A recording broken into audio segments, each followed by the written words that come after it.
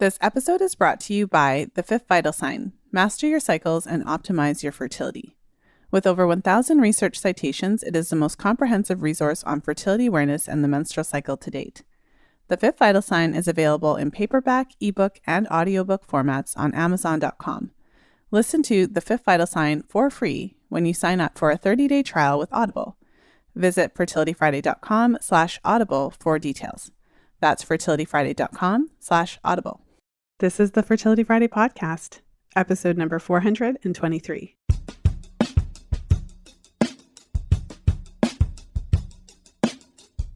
Welcome to the Fertility Friday podcast, your source for information about the fertility awareness method and all things fertility. I'm your host, Lisa Hendrickson-Jack. I'm the author of The Fifth Vital Sign and the Fertility Awareness Mastery Charting Journal.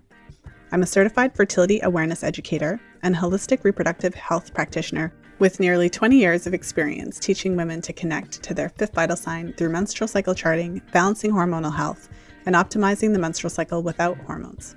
I'm outspoken about hormonal birth control and its impact on fertility and overall health because you have the right to know how your body works and how artificial hormones disrupt that natural process. I teach women's health professionals how to utilize the menstrual cycle as a vital sign in their practices, and I host live coaching programs to help you achieve optimal fertility and health, because it's important to have healthy menstrual cycles regardless of whether or not you want to have babies. I'm also a wife and mother of 2 beautiful boys. I know, I'm a busy girl, but I managed to fit it all in. This podcast is designed to empower you to take full control of your cycles, your fertility, and your overall health. And I'm so excited that you're here with me today.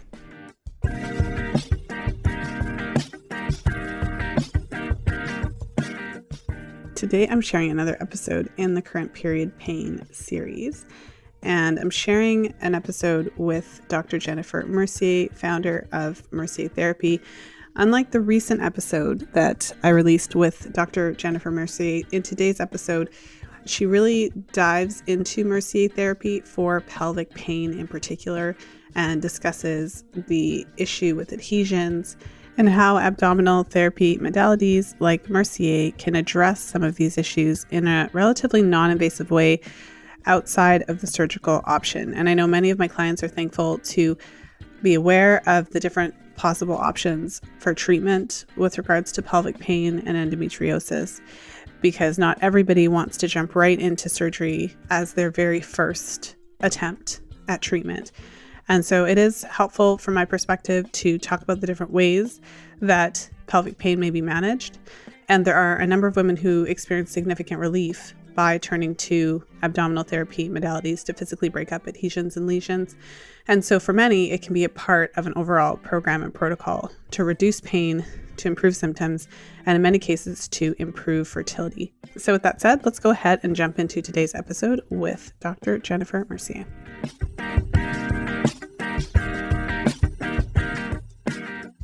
And today I'm very excited to welcome my guest, Dr. Jennifer Mercier, to the show. Founder and creator of Mercia Therapy, Jennifer Mercier has been in practice for over a decade and serves women with primary and secondary infertility, pelvic pain, and surgical recovery. Most of the women that consult Dr. Mercier's expertise have been diagnosed with endometriosis, PCOS, scar tissue, fibroids, blocked tubes, premature ovarian failure, diminished ovarian reserve, advanced age, and/or hormone/thyroid imbalance. Mercia Therapy is a deep pelvic organ visceral manipulation done via the abdomen, which we'll get into more later. Those are a lot of big words. Deep manipulation provides better organ mobility and increased blood flow to enhance overall pelvic organ function. And so today we'll be talking about Mercia Therapy and the role of abdominal therapy modalities in fertility challenges. And so without further ado, welcome to the show, Dr. Mercier. Thank you. Good morning. Well, I'm excited to have the opportunity to speak to you. I've only really addressed Mercia Therapy on the podcast once, although I have addressed kind of just the general overarching topic of abdominal therapy on the podcast many times. So I'm thrilled to have the opportunity to delve more into Mercia. And before we jump in, I would really be interested to hear how you came to this point. You developed a whole new technique of abdominal therapy. What drew you to this work? Really my own history with endometriosis. I was diagnosed with a pretty severe case right from the start and experienced a lot of pain, a lot of leaky endometriomas on my ovaries that would send me to the emergency room. Eventually, it had 3 surgeries by the time I was 31ish. And I thought, I can't have any more surgeries. It's too much. And each time, the recovery was more and more challenging for me. I mean, laparoscopy sounds simple. It's a closed surgery, but it really is an intense surgery to undergo, especially if there is pathology there that needs to be removed. I tried birth control pills, and the next step was Lupron, and I knew that Lupron was not something I wanted to do. So after my first surgery, I thought, well, how can I manage this pain without being on loads of opiates?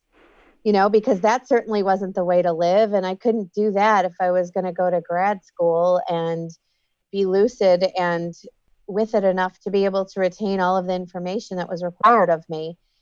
So I decided to start poking around in my own belly. And at that time, I was a midwife and an undergrad. During undergrad, I'd gone to massage therapy school as well. And I just started thinking about the pelvic organs and how they're situated and how the ligaments hold those organs in place and how endometrial tissue could set on the ligaments and the musculature and the organs. And so I thought, well, if everything's kind of in lockdown mode, how do we get more movement and blood flow back to the area to start the healing process? And so just merely with me poking around in my own tummy and pretty deeply, I was feeling some serious pain. But then I noticed as I didn't back off from the pain and I kept working more deeply, more intensely, that I could get some really amazing headway as far as healing was going. And I worked on myself every day. And it was remarkable. With my next cycle, I didn't even know that the period was starting. And prior to that, I would have all of this horrible cramping and headaches and bloating and breast tenderness. And I felt nothing. I literally just started my period and it was like I didn't have endometriosis. I'm like, okay, something's going on here. And finally, I just came up with a sequence of different techniques to apply. And really, for all women, we're not all the same, but we do have the same organs and they do sit pretty much the same in the pelvis. So I just started working. I just started implementing it as a test type of thing. And it worked. It was working at eliminating pain. And then I noticed it was working for women that were having fertility challenges too, which was just awesome. So fast forward about 17 years and here we are. And it's been quite amazing. That is really fascinating. I mean, what a unique and interesting story that you have. Um, Yeah. just given that you essentially were working on yourself and you didn't really know what would happen, and then discovered that your period pain was basically significantly improved and or gone.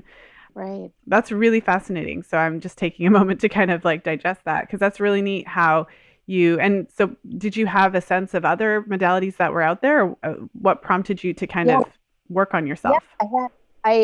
Sorry to interrupt you.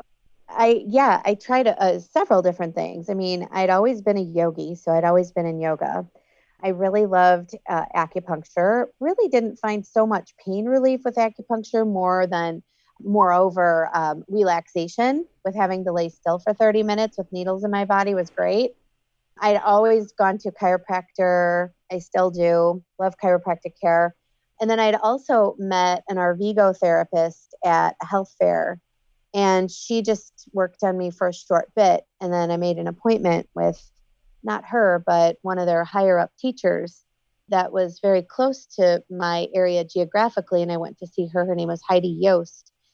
And she worked on me in a self-care sort of consultation, I guess, if you will. And I felt like, wow, this work is really relaxing. It's beautiful. It's nice. It's great. But it was a very superficial touch is what I felt.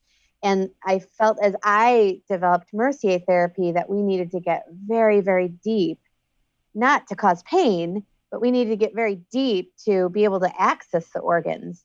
I did a full body dissection workshop for a week, 1 week, full time, 40 hours. I dissected a body at the University of Chicago School of Medicine with a team of 5 other people. And we dissected from the dermis to the adipose, to the musculature, to the fascial profundus, all the way down to the organ level.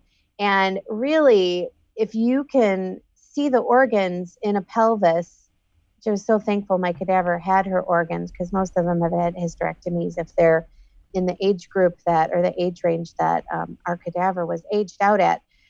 Those organs were there, and they're so deeply compact into the pelvis. And you probably can't realize that until you see from a cadaver point of view, well, not the cadaver's point of view, my point of view, looking at the cadaver, the level of the organs. You have to be very deep with your work to be really engaging into the space and touching on all of those organs. But so I tried everything. I can honestly, I tried everything I knew to do in my power. Essential oils, clean eating, which I still do, lots of supplements that were supportive, lots of movement. I mean, I was very proactive in my own case because the pain was so bad. So yeah, I can tell you I tried just about everything in my own toolbox.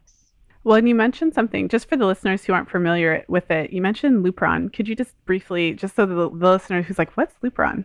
Right. So Lupron is an injectable drug that puts a woman's body into a temporary state of menopause by ceasing the production of female hormones so that you're not getting a menstrual cycle each cycle.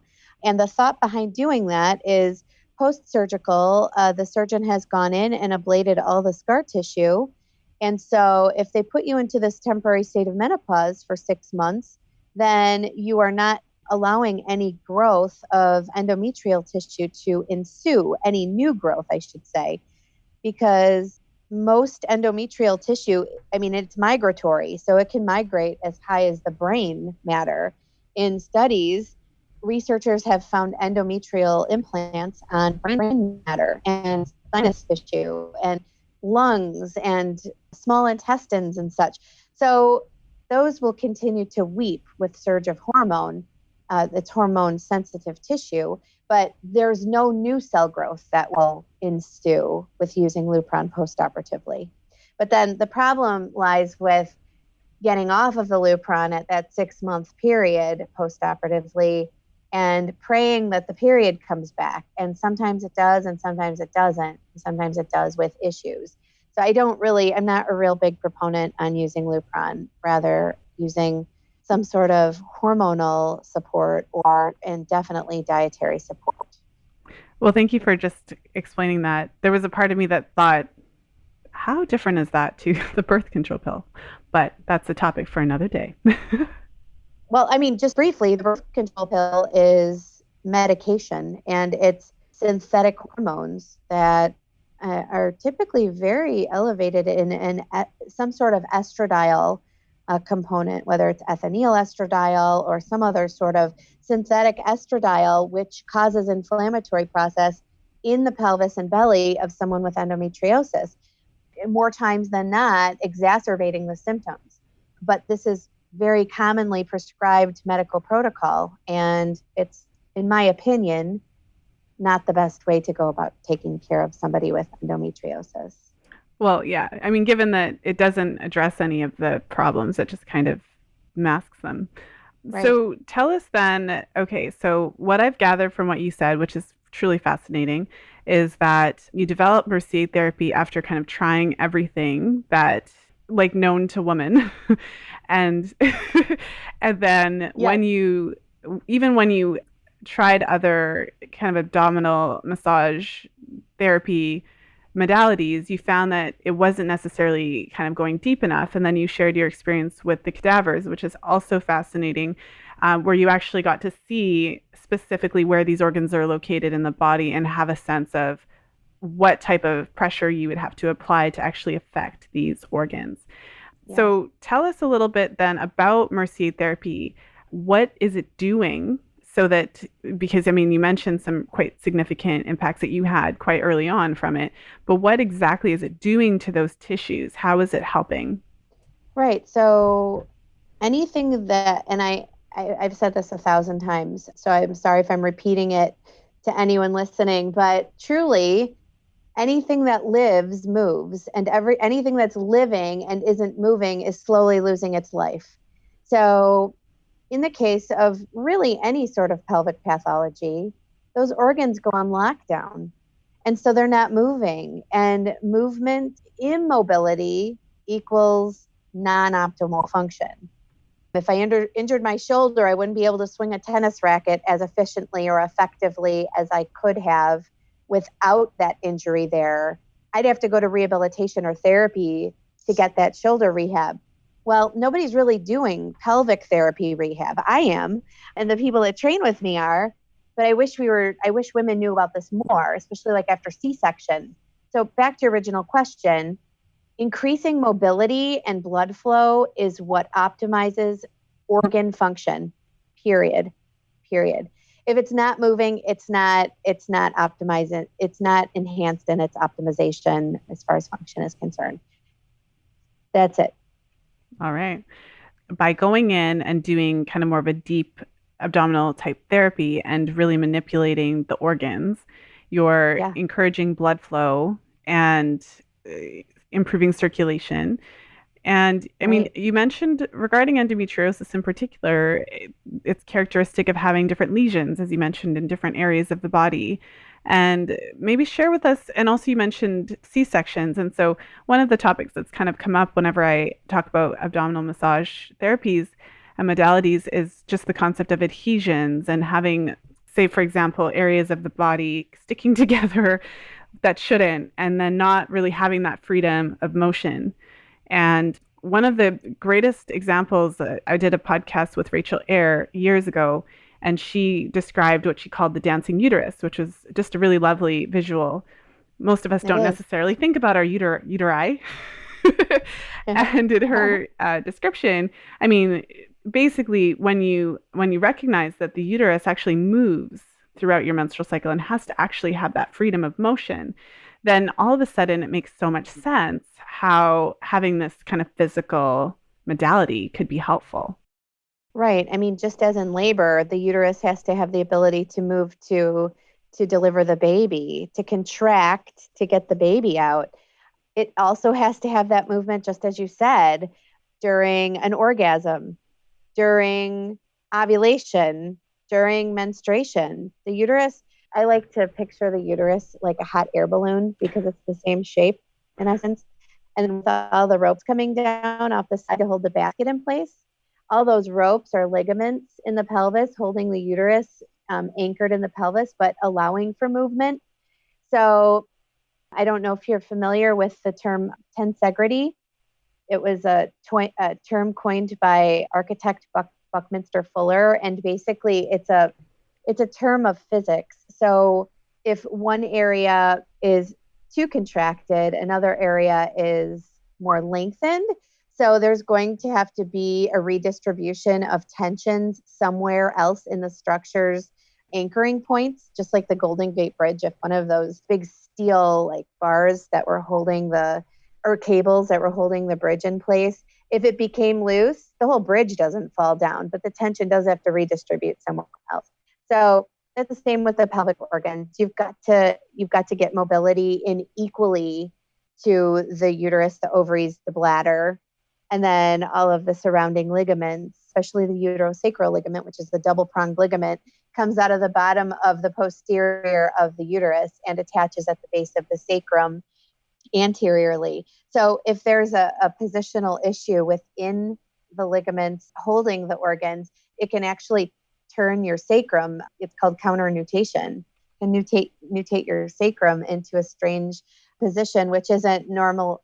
I make quotes here when I say normal, but it wouldn't be normal and natural for someone's sacrum to be even off 2 millimeters. Then it throws off the sacroiliac joints and the whole pelvis. So when we work, and Mercier Therapy is deep pelvic organ visceral manipulation, we're literally deeply manipulating the organs and the ligaments to provide for more elasticity in the ligaments to allow for the organs to move and breathe easier, if that makes sense.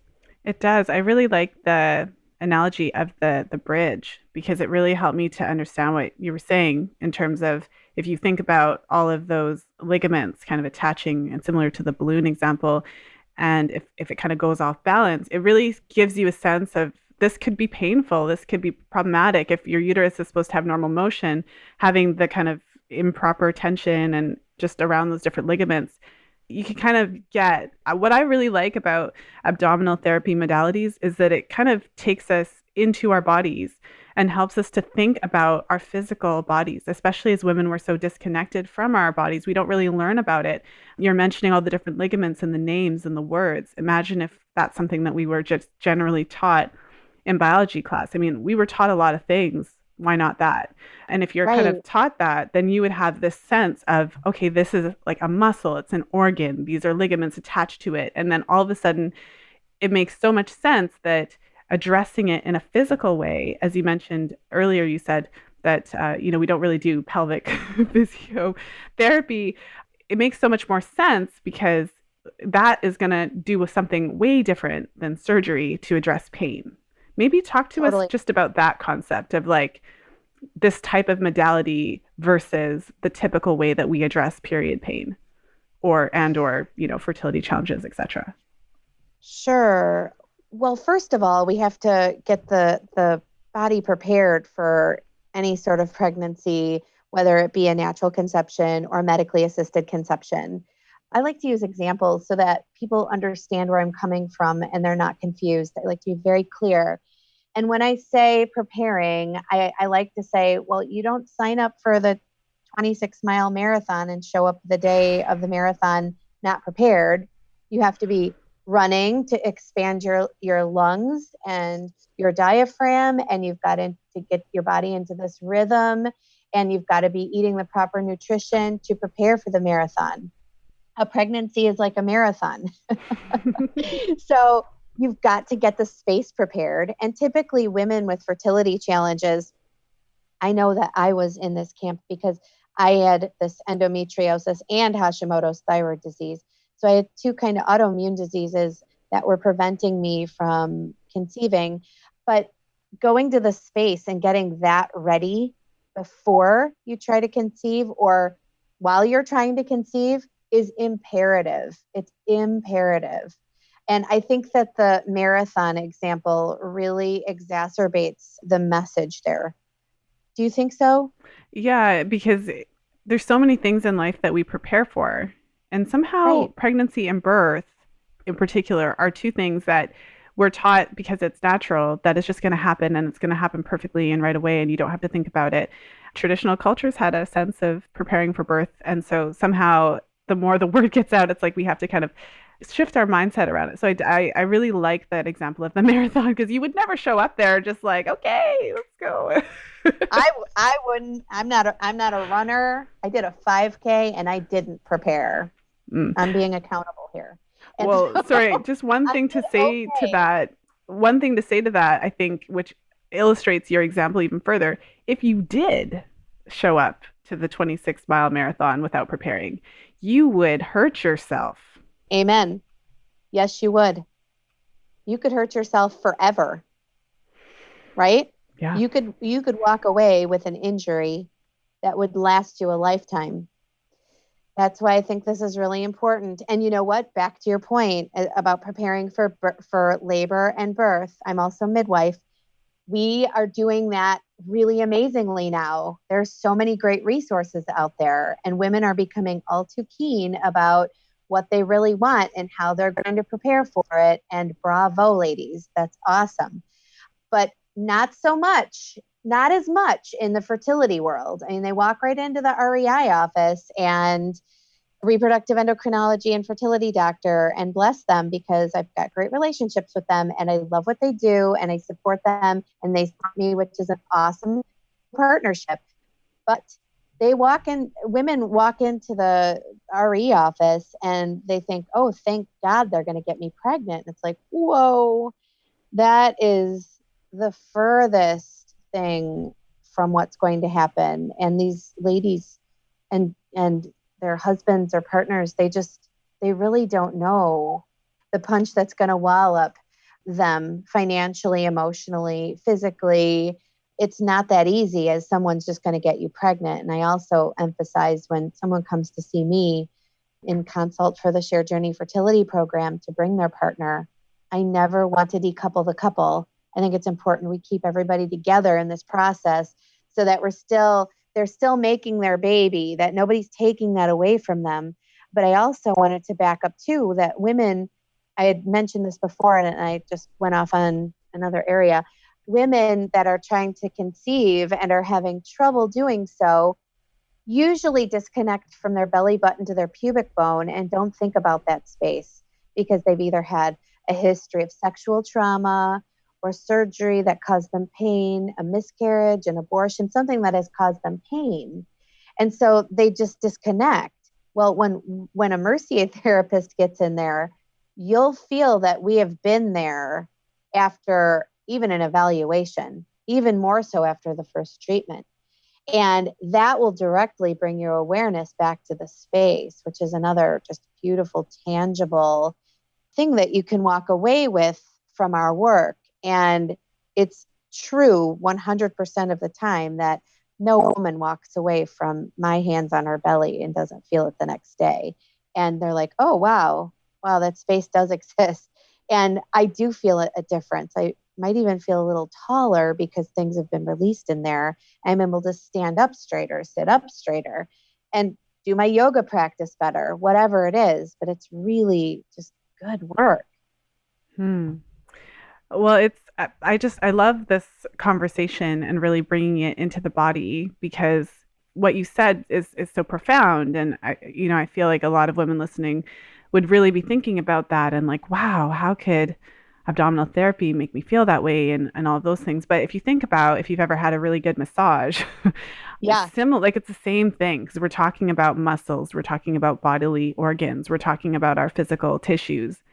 And I feel like that it's what kind of grounds this discussion that we're having because it makes so much sense when you think about it that way. You can have a really great massage and release tension and have an emotional response because you were holding some emotion in a certain part of your body. And in that particular region that you described, there's a lot of emotions that we hold there.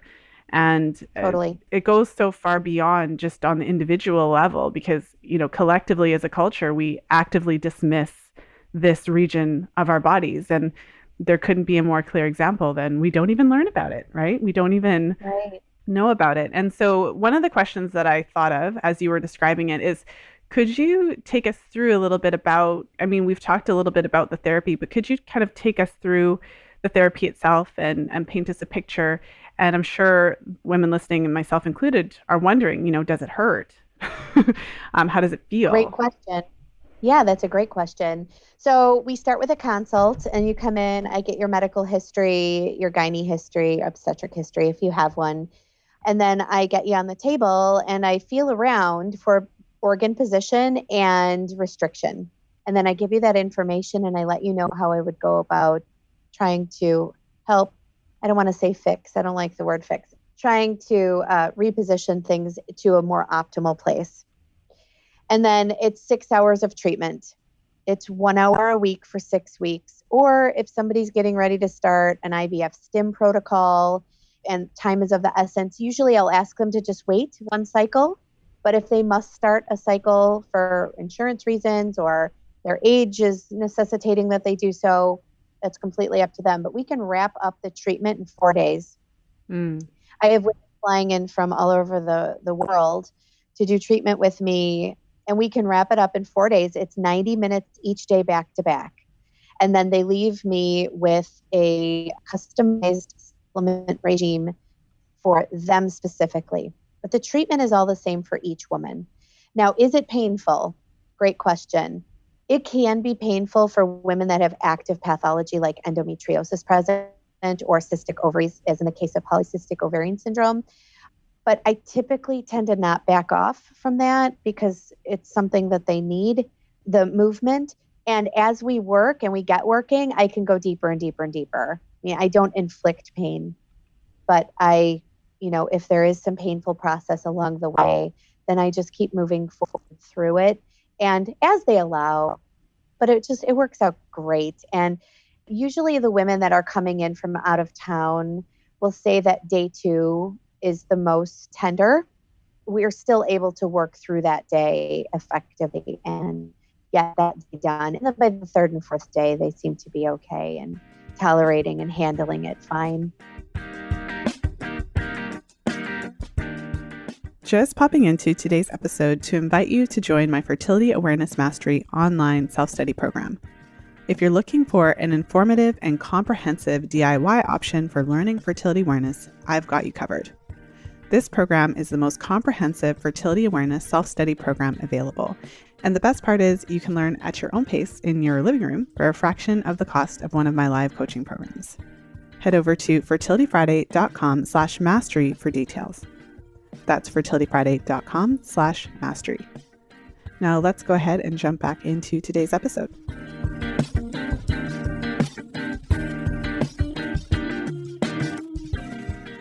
While you're doing, because I'm picturing this, and so I would imagine, I'll make a few assumptions and you can correct me.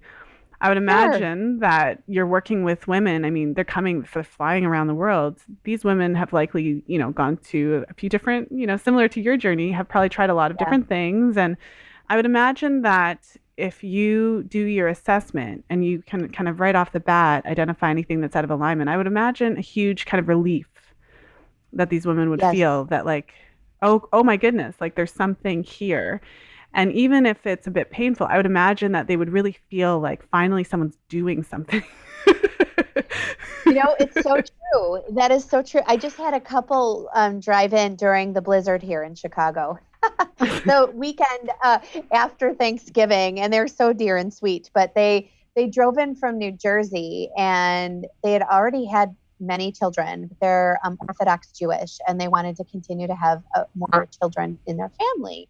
And so we worked and worked and worked, and she had a prior full-term stillborn due to a placental abruption in labor, and then proceeded to have another child who was born at home, breech.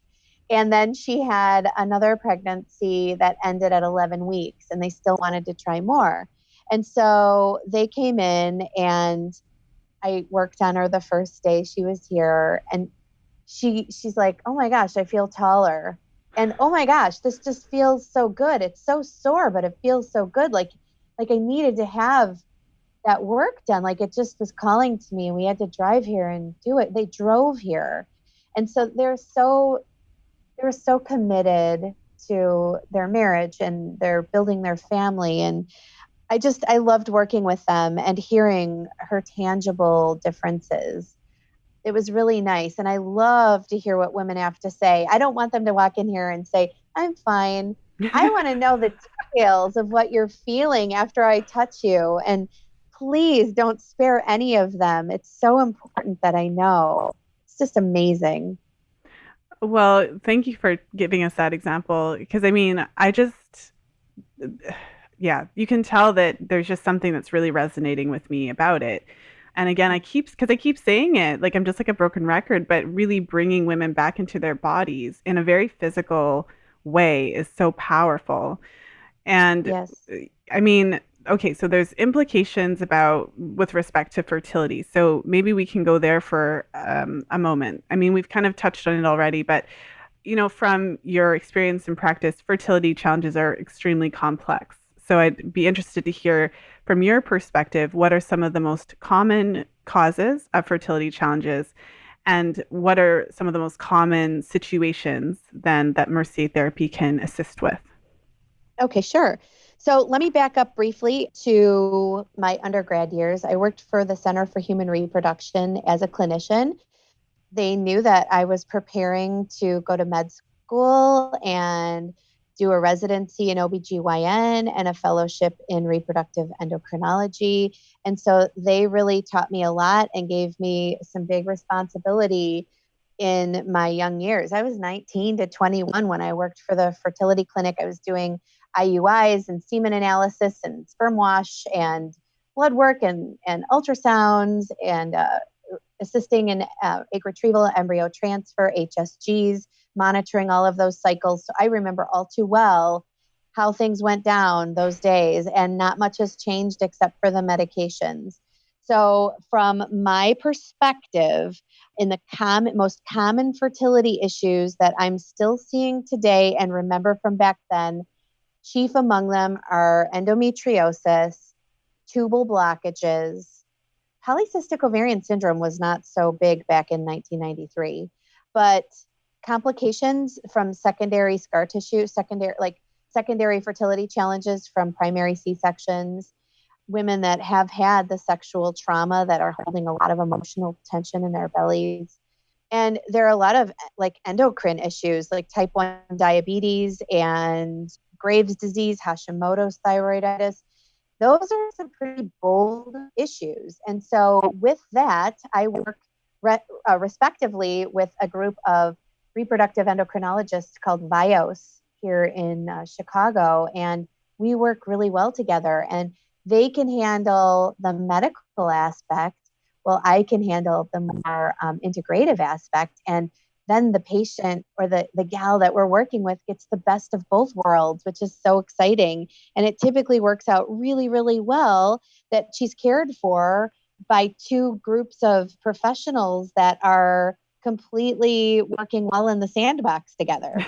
So it's good. It's good stuff. We can't like be against each other here. We've got to work together because there are so many women that need our help. And I think that when a woman comes to see me and she's failed IVF and I can talk the talk about the drugs and the cycle, there's something very comforting in that they know what I'm talking about, and the tests for that matter too. So I hope that answers your question. Mm-hmm. Well, it does. It gives us a picture of all of the different challenges. So then I have a Right. question for you because you have a very particular expertise that is not the standard of care for women. I think I have a few questions, so I'll Right. try to organize them. Okay. So, in your perspective, like if you could wave your magic wand, do you feel that every woman who's experiencing fertility challenges should have an assessment like the one you do? I do. I thought you would say that. Well, and could you expand on that? Because so for me, like I just have a very active imagination. Like you could probably like that's the way my brain works as we're having this interview. What if every woman was just routinely provided with this? Because in many ways, it's super niche and all of that. But in other ways, this is kind of like basic. Like this is kind of like this basic standard of care that all women should have an assessment That's regarding exactly uterine it. alignment. That's exactly it. So there's another school or training program out there that says that the uterus is not positioned normally. I never say that. I say, well, this is your normal position. It's just restricted in movement. And so I think when women find that out, they're like, what? How can that be? How can my uterus not be moving? I'm like, well, you did tell me you were a gymnast and you fell flat on your fanny on the hard gym floor. So that can cause a displacement and restricted movement. So I think that yes, and I'm not tooting my own horn, but I am one of my own patients. I ended up conceiving 7 times. I did lose 5 pregnancies, but I did have a daughter and a son. My daughter was born when I was 37. My son was born when I was 40, and stage 4 endometriosis, 3 surgical procedures in my past, and severe Hashimoto's thyroid disease. But I had my work done on me each time. And had I not had my work, had I just been a consumer, had I not known any of this, I probably would have done Clomid. I probably would have failed Clomid. I probably would have moved on to something bigger and bolder. Women just don't know. And so at least if they have the knowledge in their toolbox to be able to make a good choice for themselves, yeah, I think they all need to visit one of us. And this isn't about money for me. This is about educating women. And to that, I made a documentary film, and it's an educational piece, and it's never made a penny. I don't care if it makes a penny. As long as the information is out there, women need to know that there's another choice available, And there it is. There's all the information. Make a good choice for yourself. Just as you wouldn't walk onto a car lot and allow the car salesman to say, this car is best for you. This is what you're going to do. Come sign the papers.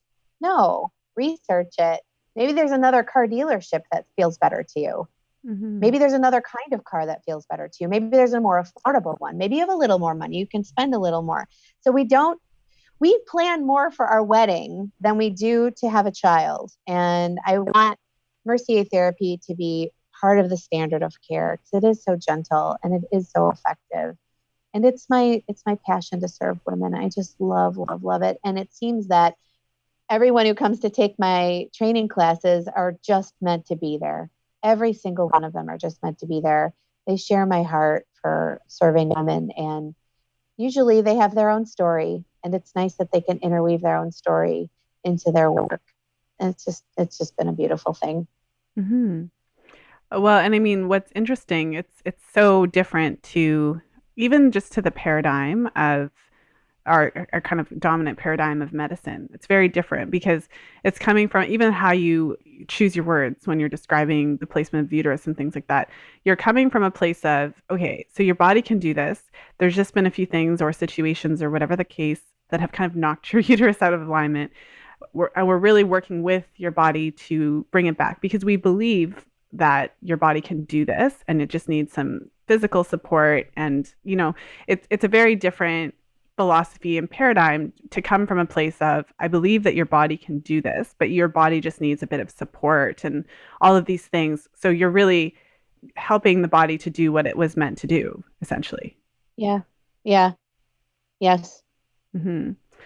Well, and so in a couple of particular cases, I mean, I want to get a sense from you because I know Mercia Therapy boasts some high effectiveness rates. So that's one of the things that I have noticed. And I remember in the interview that I did with Marie Whitman, I remember she said something about 80 something percent effectiveness. And I remember thinking, what? Can we qualify this a little bit? Because it's, of course, as in the media, you kind of want to not get you know what I mean? Like you have to be careful and cautious about how you talk about things. Do. So Yes. I want to get a sense of what your experience has been in the 17 years since you first developed the method. And I also want to touch on, so for instance, like blocked tubes is something that you mentioned, because, often if a woman's tubes are blocked, that's it. That's the ticket to IVF. So I just want to kind of get a sense of some of these different conditions as well. Okay. Sure. So let me talk about the study that I did, and it was published in the Midwifery Today journal in 2013. It was a control group of 44 women, and across the board, they were ages 28 to 44. And so I took these women's cases and I averaged things out. So these were women with varying pathologies, various surgical histories, women that had done IVF, some had used Clomid, a few had just, the majority of them conceived naturally. And so when you average all of it out, all of these women had undergone Mercier therapy. 83% of them ended up walking away, having a live birth and a healthy baby. So yeah, it's a big number, but that's what it was. And now Midwifery Today is publishing a new study for me, and it's called Mercia Therapy and Ivf. And so IVF, according to the newest SART preliminary data from 2016, for a primary IVF cycle, it was a 23%. I'm trying to remember the numbers, Lisa. About on average, 23% across the board pregnancy rate. And that's not the take-home baby rate. We took that number and then we took the number we got. So the women that did Mercier therapy, 6 sessions, coupled with an organic prenatal vitamin, food-based prenatal vitamin with a methylated folate, 50% of women that had a first IVF cycle got pregnant. So it raised the statistic for primary IVF cycle by 30%, which is huge. That study is being published this month in the Midwifery Today journal domestically and internationally next month, January. So we're very excited about that. Wow. And there were 188 women in that study. It'll all be up on my website soon. You can reference it and check it out. Well, yes, we'll stay in touch so I can get the links from you. And when this episode airs, we'll make sure to post those in the show notes page. So, I mean, this is all, it's so interesting to me. And being a woman kind of in this field, in this type of work where you're Yeah. supporting women, there feels like there's a lot of things that are not standard of care that really should be. And this to me seems like one. And it doesn't seem like such a stretch because we already have quite a kind of tradition of physical therapy in so many different aspects of health, particularly as it relates to athletes. And as you mentioned in one of your examples around like hurting your arm and needing physical therapy to kind of get it back in place, like we all have this understanding of our bodies sometimes need work and this is just a normal thing. And so to me, it doesn't seem like a stretch to bring that into the pelvic area, especially for women who are facing these challenges, given also the results of the studies that you have conducted with your patients, which is really fascinating. Thank you. And keep in mind too, when you're reading my two studies, my two little tiny baby studies, that I fund them myself. I'm not funded by big pharma or any big academic institution. I do have a PhD, so I can conduct a pretty nice study. But it's just, it's getting the numbers out there and at least showing and proving my work that has made a huge difference for all of us practicing Mercia Therapy. There's a gal, her name is Kristen Iman. She's a DC out in New Jersey. She took training with me, and she just posted that she had one Mercier Therapy person she worked with and they're pregnant. And I'm like, well, your rates are 100%. That's awesome. So it's great. And we have a private Facebook practitioner group where we'll share cases. I've got reproductive endocrinology docs in the group as well. Dr. Christiane Northrup is in the group. So there are a lot of great people. Dawn Combs, who is an author, she's in the group. So we've got some great perspective from a very broad group of professional women, which is awesome. Mm-hmm. Well, I mean, as we bring our interview to a close today, we've covered a lot of ground. I feel like we've talked about a lot. But for the woman who's listening, who's really intrigued by this and just kind of maybe has never even heard about abdominal massage therapies or anything like that, what is something that you want her to take away from our interview today? Yeah, I would encourage them to try something new and maybe think a little bit outside of the box as far as something they may want to try. Just come to a consult. We'll sit and talk about everything. We'll do an evaluation. It'll be something like you've probably never experienced before, but I encourage you to at least give it a try and to trust that your body's not broken. Mm-hmm. I love it. Couldn't think of better words to end on. Well, Dr. Mercier, I mean, I could have picked your brain for the rest of the day. I really, really appreciate you coming on the show and sharing your expertise and your experiences and your client experiences. And so for the listeners who want to learn more about what you do, want to learn, maybe they live in Chicago, and I mean, not that they have to, but maybe they do, and they want to learn more, tell us where they can go. And also, I believe you have a book and you also mentioned the movies. So maybe you could just share all of your resources. Sure. So I wrote a book that I let go out of print because my next one will be way better. Anybody who writes a book always feels like, oh, I could do better than that. So that book is no longer available. It was called Optimal Pelvic Wellness, but that's no longer floating about the ether. I did make a film. It's called Fertility, The Shared Journey with Mercia Therapy. If you go to my practice website, which is expectamiracle.life, you can find a link for the film and just click on it, be able to rent it on Amazon. It's like $2.99 now. You can watch it. And then any information that you need is on the expectamiracle.life website. And if you're a professional looking to train in Mercia Therapy, you can go to merciatherapy.com. Okay, perfect. Well, thank you again for being here. This was a really great interview.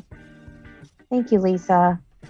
Thank you for listening. If you enjoyed today's show, please share it with a friend. You'll find the show notes page for today's episode over at fertilityfriday.com/423.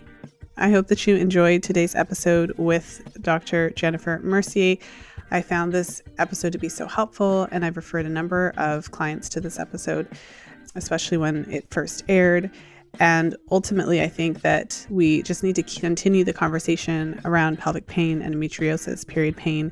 I am like a broken record over here, always wanting to share that concept of seeing the menstrual cycle as a vital sign so that we can start to understand our symptoms within a context. So instead of being told that it's just normal to be in pain or to have your pain minimized, to have a medical practitioner tell you that it couldn't possibly hurt that bad, it's insane that that is a thing that happens, but it obviously does. It's really important to keep that conversation open and to talk about the different ways we can attempt to treat these conditions, reduce the severity, improve fertility, reduce adhesions, and where we bring in that complementary approach where we look at the modality of functional medicine, looking at the root of inflammation, trying to minimize that through the means that we have available to us, as well as other modalities that may be helpful, such as the abdominal therapy modalities and, of course, Western medicine options. I feel like we get the best care when we look at that boardroom analogy scenario that I always talk about, that I wrote about in the fifth vital sign, which is essentially that you as the woman, as the patient, are sitting at the head of the table. And if you have a serious condition like endometriosis or severe pelvic pain, or moderate pelvic pain for that matter, it is helpful at times to have more than one practitioner in your corner. So that might involve a medical doctor, a fertility specialist, a Mercier therapist. It may involve a nutritionist. It may involve a fertility awareness educator to support you through charting. And so it's really up to you to assemble your team. But when it comes down to making those decisions of how to move forward, you can hear each person's perspective that's being informed by their education, training, and experience. But you, as the head of the table, are in charge of your own health. And so it's always up to you to decide what is going to be best for you. And so ultimately, the best practitioners trust their client to really make those decisions for what's best for them while providing them with knowledge and information that is useful to them to help them to make the best decision for themselves. So with that said, I hope you have a wonderful weekend whenever you're tuning into the show. And of course, as always, until next time, be well and happy charting.